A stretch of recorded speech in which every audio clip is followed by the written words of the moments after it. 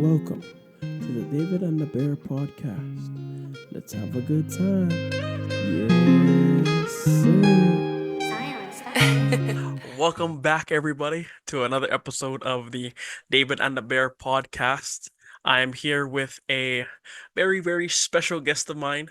She is a mother, she is a daughter, she is a sister.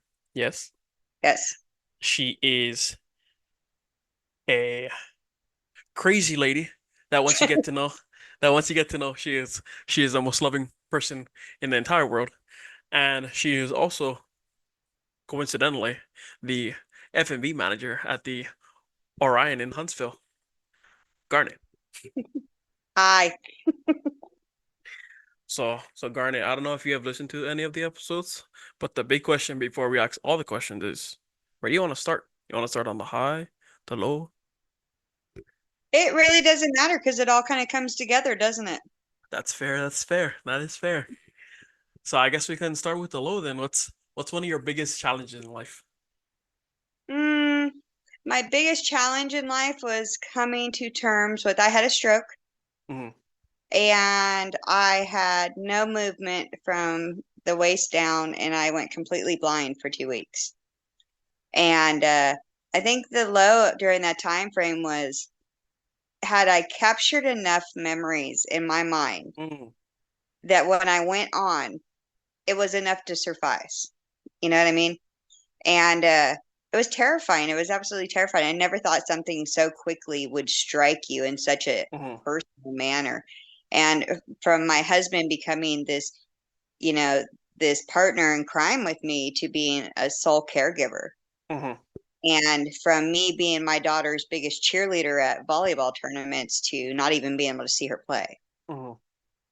And so that was probably the hardest thing I ever went through because I had to decide whether I was just a burden or whether you could still go on. And it was interesting. It was definitely interesting. It turned out great because when the doctor had told me, he was like, "You'll never walk again. Hmm. You'll never see again." I started laughing, and he was just like, "Oh my God." He's like, "She's having a mental breakdown." And I was like, yeah, no. And he goes, well, then can I ask why you're laughing? This is the most important thing I'm going to tell you. And I said, well, you Hmm. told me no. And I'm like, and when people tell me no, I tend to do the opposite. And I was like, there's no way that this is how this ends. Hmm. And within 6 months, I was up and walking. I couldn't feel my legs at the time. And after 2 weeks, I got one eye back. I'm still completely blind in my left eye, but I got one back, and I was like, well, that's enough to make the memories. And it just kind of turned it around, to saying, okay, this was God's kind of reminder to really appreciate what you have and Hmm. every moment that you have. And so every time I'm with friends or I'm with family or I'm doing something, I am literally taking a mental note of it because there's no telling on whether I'll lose the other eye again. Hmm. So it's just kind of a reminder of that and knowing what's really truly important and the seeing it and all that kind of stuff. It didn't end up being the most important thing. The most important thing was my family were just rock stars, and it Hmm. was, well, this isn't going to get you down. We're just going to figure out how we work around it. And here I was being the poor pitiful little me. Oh my goodness, I can't do anything. And they brought me out of it by jokes. I mean, they moved my furniture so that when I went to go sit down, there was no couch. And and that's how they turned it around because they were, joking on me, but they were like, see, it's not that serious. It's a couch. You're Hmm. falling on the floor, but it's not that bad. We're here to pick you up, kind of a thing. So where do you think, because you've you've been around for a little while now. Yeah. Where do you feel like your your mental strength and stability came from during that time? Because you probably have seen a lot of people with either worse conditions than you have, or this going through the same thing that you have. Where do you think your mental strength has come from during that time? It came from the family. When I couldn't be strong, they did for me. Mm-hmm. My mom has a saying that whenever somebody starts getting down or something like that, she says, just love them back to you. Mm-hmm. So when they're having a really rough time or whatever, if they're being snarky, because I have 11 brothers and sisters, there's always somebody who's going to be snarky. And so she'll just sit there and she doesn't let it get her down. She just looks at us and she says, well, just love them back to us, Mm-hmm. you know? And I think that's kind of what my family did. They were just my biggest supporters, and they reminded me that regardless of what the vessel was, it was the vessel that they loved, Mm-hmm. you know? And the funny thing about it was, is it became when I got my eye back, I was actually in church, and I'm sitting, I'm sitting in church, and I'm, I'm sitting in a wheelchair, and I'm just kind of listening to one of my best friends. She's singing, and she's singing one of my favorite songs, and she hits this one note, and boom, that is when my eye came back, my one eye, and I was like in church. Imagine how funny this is. It was like a movie scene. I throw my arms up. I can see. And it was just, it's a faith thing. I think that probably was my biggest challenge of Mm-hmm. my faith, or one of the biggest challenges of my faith. But it was one of those where it was like, okay, all right, regardless, you got me. Mm-hmm. Whether I can see, whether I can walk, whether I can do anything, you know, I'm okay. I'm okay. I have really good people around me, and we're going to make every moment count, regardless of what condition ended up being. Amen. Amen. I feel Yeah. like we can just end right there. 10 minutes in, we good already. Nah? So moving on to a higher note, what are you passionate about? Um, Memories. Like I was talking about, I'm passionate about, I really do believe that we get one life on earth. Mm-hmm. Um, and I want to make the best of it. I've had, I want people to be like, yes, she left a lasting, response on my heart, and not in a negative way, that you touch people on the daily. And it can be silly things. Like, I talk to the most random people. My mama tells me I could talk to a wall if they talk back. I'm just going to strike up Mm-hmm. conversations, because there's so many people in this world that are not talking to people, and they don't realize what they're really going through. So I'm passionate about interactions, making those memories, knowing that my kids and my grandkids and my husband, when I leave this life, will know I loved them completely and without any limits, without any restrictions, because I think that's kind of what we all have to do. We all have to love each other completely, because I am not perfect. I do not Mm-hmm. claim to be perfect. I am wacky. I am crazy. Mm-hmm. I do have a bit of a stubborn streak, and when my temper hits, man, it hits hard. But I try. And so the fact that they love me and all my imperfectness, I'm going to try and do the same to everybody. So I'm just passionate about relationships with people. There's too much hate in this world. Amen. Too much hate. That's why there's this or what I like to say all the time, it's like whenever somebody said, ask me how am I doing, and Mhm. my response is always, oh, I can't complain. And then the basic response back to that is like, oh yeah, you can complain, but nobody's gonna listen to you. And then Mhm. really, really, my thing is like, I'm not gonna be, like you said, I'm not gonna be negative because there's already a lot of hate in the world. So why be negative and go with the flow when you can be positive and stand out amongst the rest? So I feel like meeting you in the way that we met, and like even Victor too. We gotta pray for Victor sometimes. but We do. but yeah, I feel like y'all are such a great team, and like kind of tapping into that. I know the story, but some of the other people out there might not know the story. How did you and your husband meet? We met in a fight. I was working a VIP table in Vegas in a nightclub, and Victor was the head of security for the Venetian Hotel. And we had this really bad habit of kicking like our problem children out the door. So Hmm. so he was not a fan of our nightclub. He was not. So let's get that straight first. But I had a 6'7" Marine, who I don't know what prompted it, but he punched his girlfriend. And I just turned around and I was like, dude, what is your problem? And he hit me. And my mom always taught me, you don't take that. Mm-hmm. And I'd hit a point in my life where I was definitely not taking that. And so I popped up and broke his nose. And, it's a Marine. So they all bunch up together. So it becomes this massive brawl, this just absolutely massive brawl. And I had 7 foot tall Samoan bouncers. Mm-hmm. And my husband at Victor, he gets this phone call saying, you need to go up to Venus. And he was just like, why? Who'd they throw out now? And they're like, no, there's a brawl and all of the bouncers are down. And he's like, there are 7 of them and they're massive. What are you talking about? They're like, no, no, no, they're all out. And he says, when he walked in, now mind you, he has 30 of his guys on him. And they're all running and they were itching for a fight. It was a bad night in the casino that night. They were itching for a fight. So he comes in and I am literally on this man's back. And Mm-hmm. I've got my arm underneath his neck and I'm just punching him in the head and the whole room is just moving. It's like one big constant motion of like just back and forth and back and forth.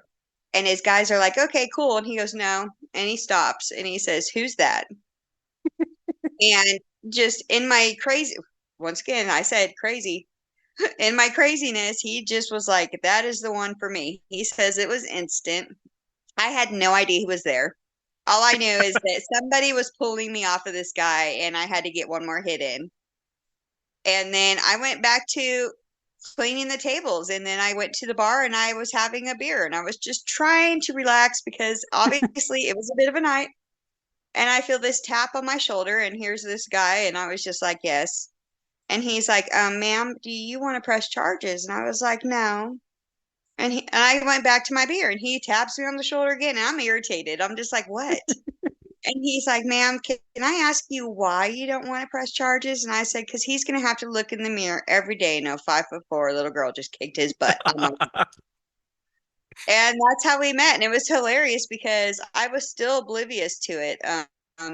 For a couple of weeks, it was funny because everybody in the club was just like, hey, he's interested. And I was like, I don't even know who you're talking about.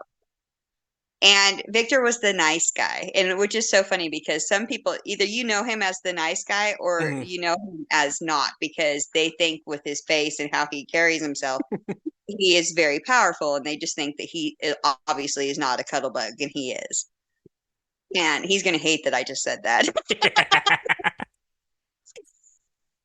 But I mean, I literally even went up to him and I was just like, at one point I said, you're the nice guy. I will ruin you because apparently unless you treat me awful, I'm not going to Mm-hmm. love you. It's just how it is.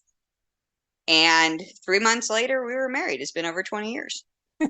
So yeah, it's quite the story. Savannah loves the story of how her parents met. She digs it. So, with that being said, y'all met in a fight. You Yes. you probably met a lot of other friends along the way, and even working at the Orion, we Hmm. have acquaintances and friends.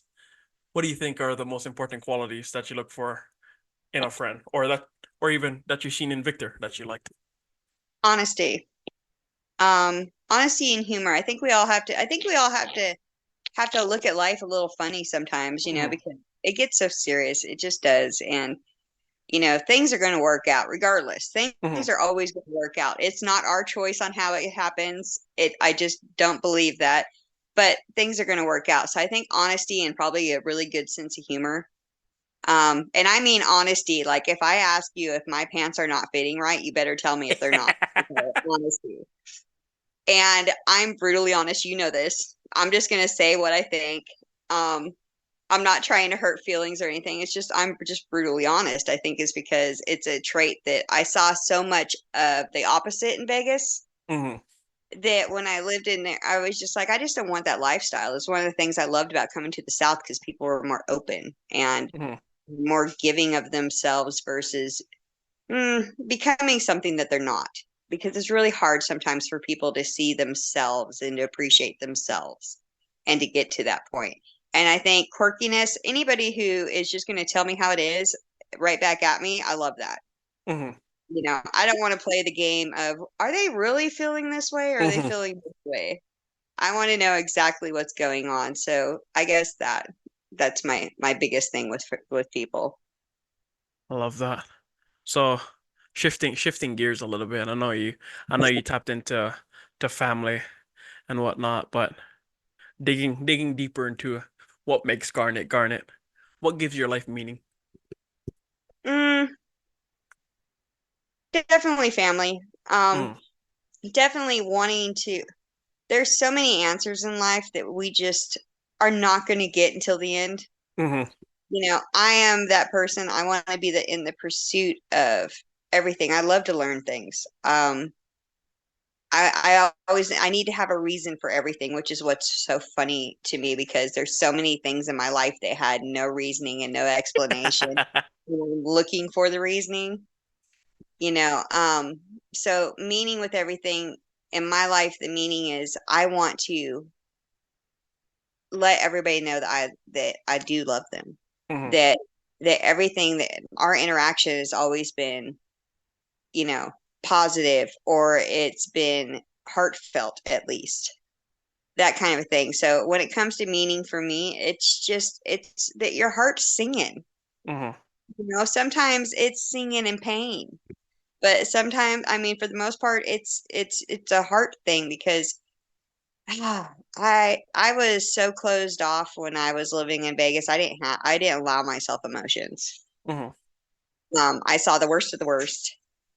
I was dealing with my father's death. I was dealing with all of these things that I had no answers to, which I still will never have answers to. And I just think that people just need to you know, give each other some grace. Hmm. Give yourself some grace. How many times are we beating ourselves up on things that just have no meaning in life? They really don't. Oh, You know, 100%. it's down to silly things like, did you get the job that you wanted? Well, if you didn't get that job, there's a meaning for that. There's a Hmm. reason why you didn't. There's something else that's coming. It doesn't feel like it in that time frame, Oh, but it's I coming. 100% know how that feels. Yeah. you know, but there's always something else around the corner that explains what's happening, which I Hmm. love about life.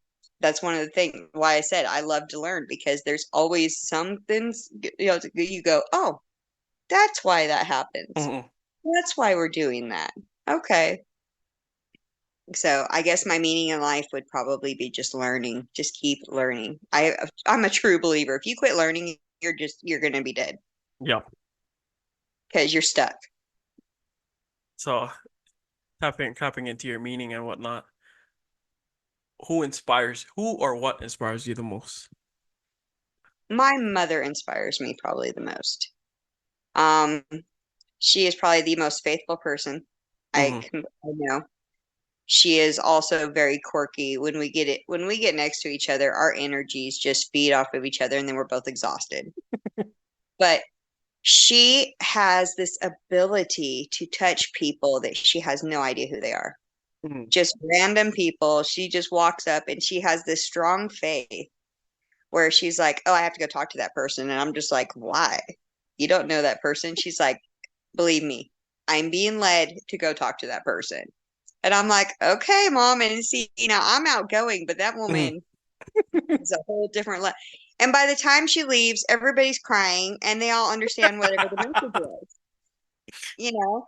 And my dad's off to the side, or we're off to the side, like, wow, okay, we were just grocery shopping, okay, an hour later, and she's got into the heart of some woman that she's never met because somebody put it on her heart. She had to talk to her about something. And then all of a sudden, y'all are going to a grandkid's baby shower, and you don't even know who these people are.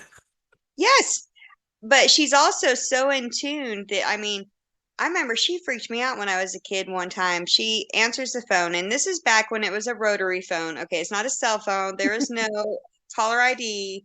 There's no nothing, but it hadn't even rang. And she picks it up and she goes, Deanna, what's wrong? And Deanna was her best friend. Hmm. And her best friend had just lost her daughter. But she knew, and it had never rang. And I was like, whoa, how did that happen? But she is that person that when I was growing up, she knew. She always knew where I was and what was happening, and I had covered all my bases. And I was the problem child. So I was just like, how does she know that I'm here? How does she know that I just beat myself up so it looked like I didn't ditch school like I had beat up? So she's just probably the most amazing person. So in her in her sickness or in any of our family sickness, she's just so incredibly strong because in her mind, God has it, so I'm not going to stress it. Mm, She is the epitome of hand it off and don't worry about it. mm. And I have never been that good with it. I'm like, okay, I'm going to pray for this or I'm going to pray for these people, but But I'm let me still, take it back a little bit. yeah, I'm still in the background going, Yeah. hey, did you get the message? Are we talking now? What's going on? Whereas with her, she's like, he's got it, it's fine.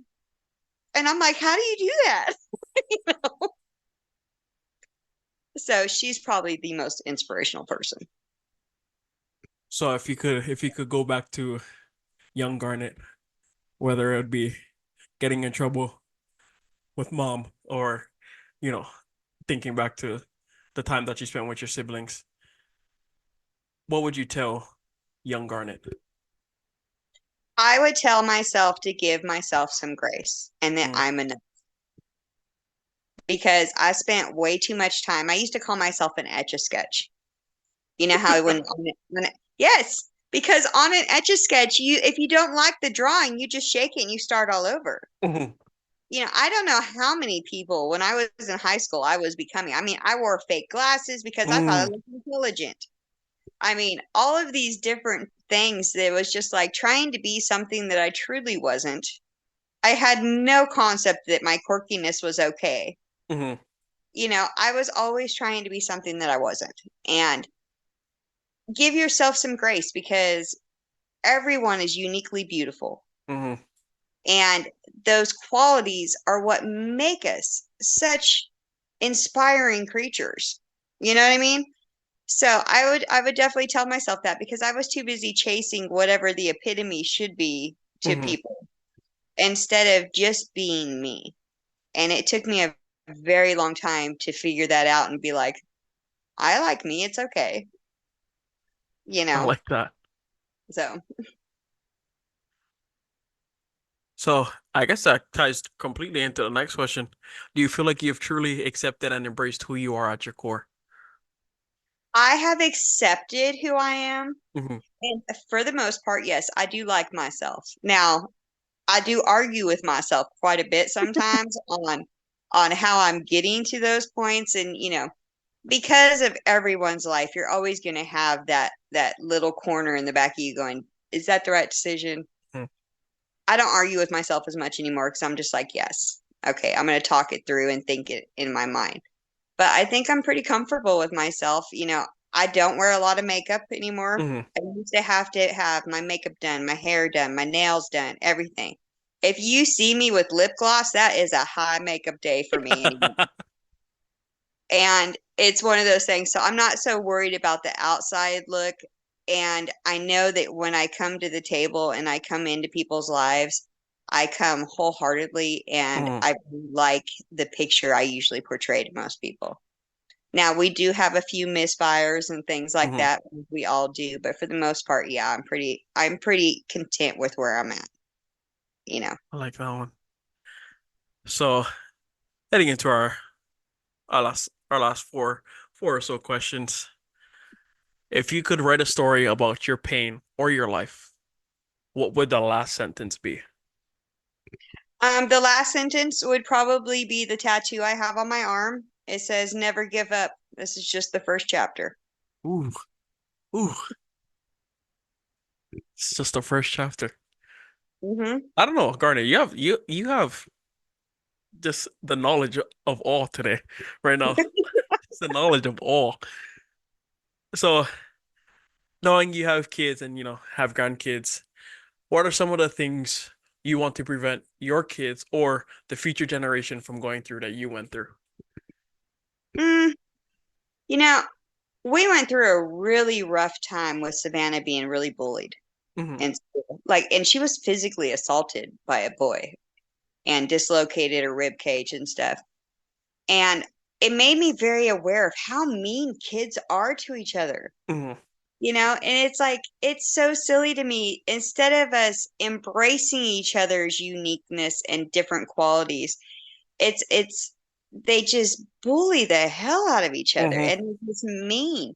And there's no reasoning for it. There just really isn't. Okay. No two people are alike. I don't care if you all have the exact same clothes and everything else. No two people are alike. And I just really wish that kids would be more accepting, or at least more open to other people, to listening to their backgrounds and stuff, because don't judge a book by its cover has such big meaning nowadays, because everybody does. They're just looking at you and being like, oh my God. I feel like You know? it's a big thanks to like social media too. Yes. And it's like, oh, I only have, I don't even know if I have followers on TikTok. I mean, I just don't care, because I don't do any TikToks or anything. I Hmm. love to watch it, don't get me wrong. But, they're all about how other people see them. Hmm.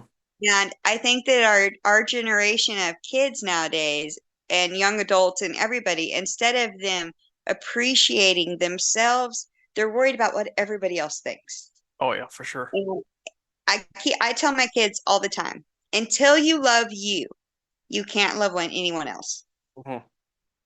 Because how are you going to love them if you don't love yourself? Because what are you adding to the table? Otherwise, you're like the Etch a Sketch, you know?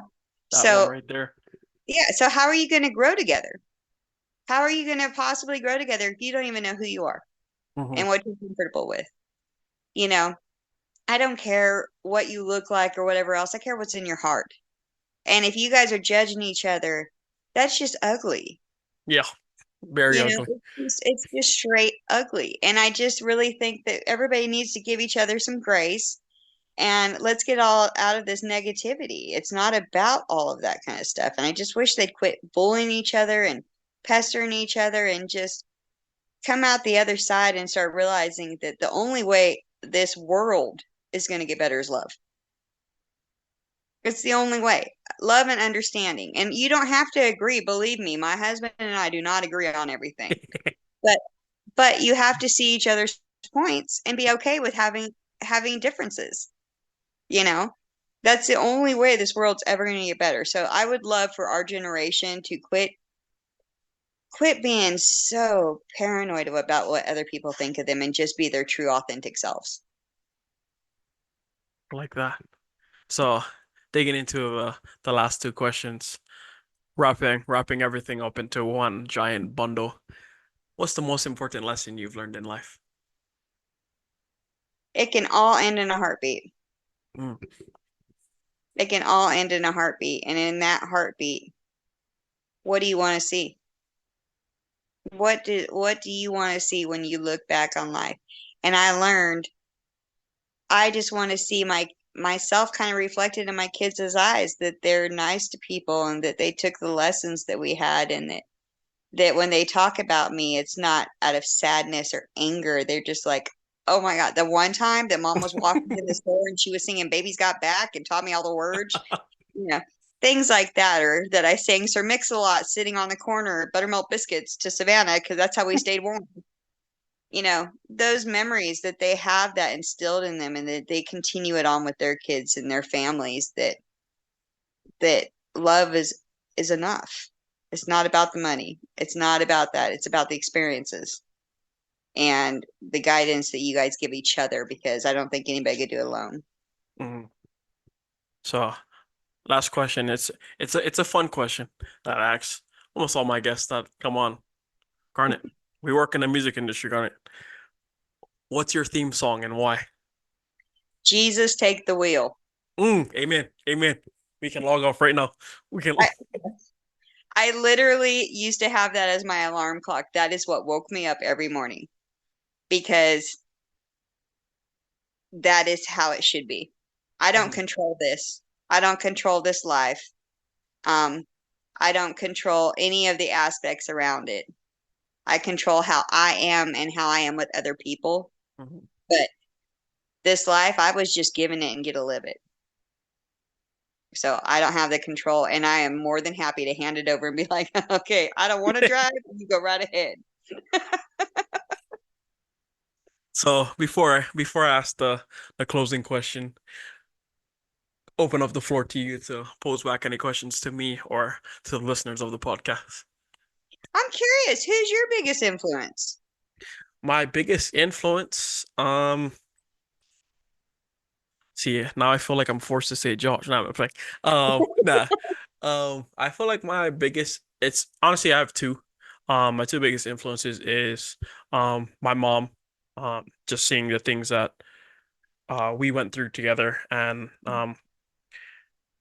I touched on it in like my first couple of episodes Mhm, through the mental abuse and the physical abuse and all that kind of stuff, and seeing that kind of shape my mind into being not being that, and influenced me to be more than that and to be better than that, and mhm. to um I know this may sound weird, but like to love my future wife in the way that my mom should have been loved. Oh, I think that's fabulous. Yeah, I think that's she's also a very strong and amazing woman. Um like by her lonesome, and then let alone she has four kids. So Mm. just and I can be a little pestering at times. So I just imagine four of me. I'm just like, Should have seen me, sweetie. and then I think my second inspiration would probably be my uncle that I lived with for 3 years. Um, he pretty much made me realize what a true man after God's heart looks like, Mhm, and because he's the crazy thing about him, I won't get too far into his story, but he has he has no kids of his own, but he has many children, mhm. and That like he is has, real family. yeah. So it's crazy to me because he loves them like his own, and he even has grandchildren that even though aren't his, are still his, Hmm. because he's been there literally all of their lives, Hmm. and it's just amazing that the way that he loves not only his grandkids but also his wife, my auntie, and it's just truly a blessing to see something like that. Even though, you know, he could have been that guy that said, "Oh, I don't want to take care of all of these kids. Like, what are you doing? I'm only here for you." But he's not. And Hmm. realizing that our job here on earth is to be loving, be kind to each other, be tenderhearted, and take care of all people because we are all made in God's image. And I think that's where I draw a lot of my, I guess, my manly inspiration from is is him, because he's just a true embodiment of what I feel like love should look like. And like he's a Pearson Ross example of how things should be. So yeah. I love that. I love that. See, and that's what I'm talking about. It's those kinds of people when they come into your life that you want to be Mm, for everyone else. You know what I mean?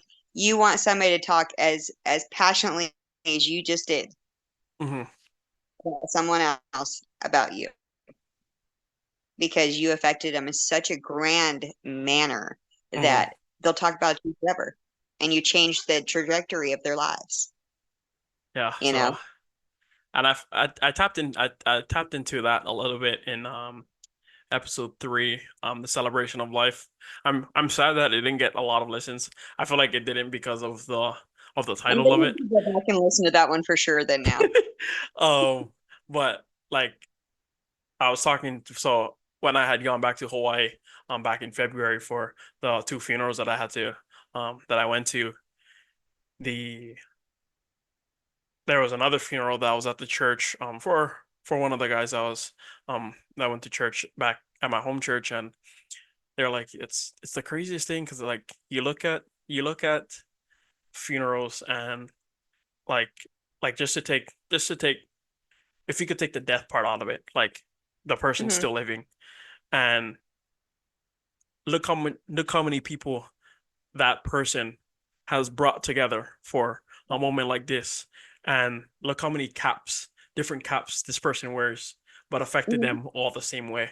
And I feel like that was that was well said, because yeah, he's like, I don't even know half of these people in the audience.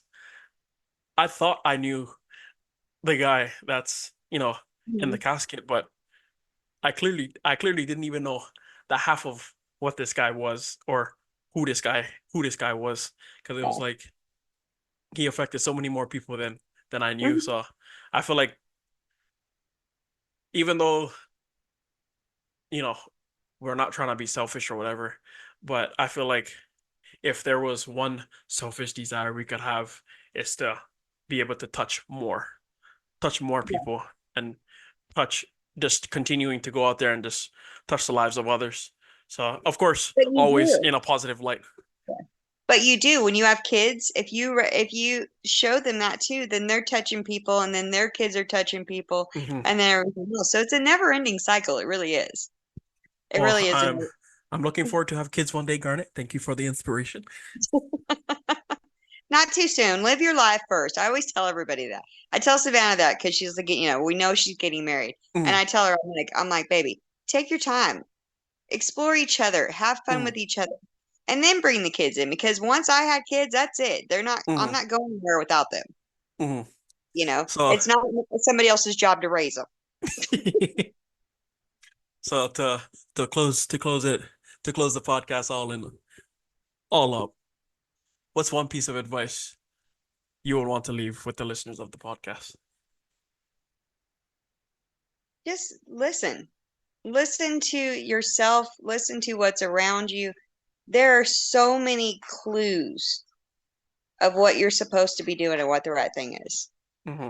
I think just get quiet and listen, because so many people get so busy with their job or making this money or having that car or whatever else that they forget that there's something that's supposed to be being said through your life. Hmm. There is a lesson in your life. And until we know how to teach that lesson and to accept the gift that we were given of this life, how you do anything. So you just have to listen. Stop and listen.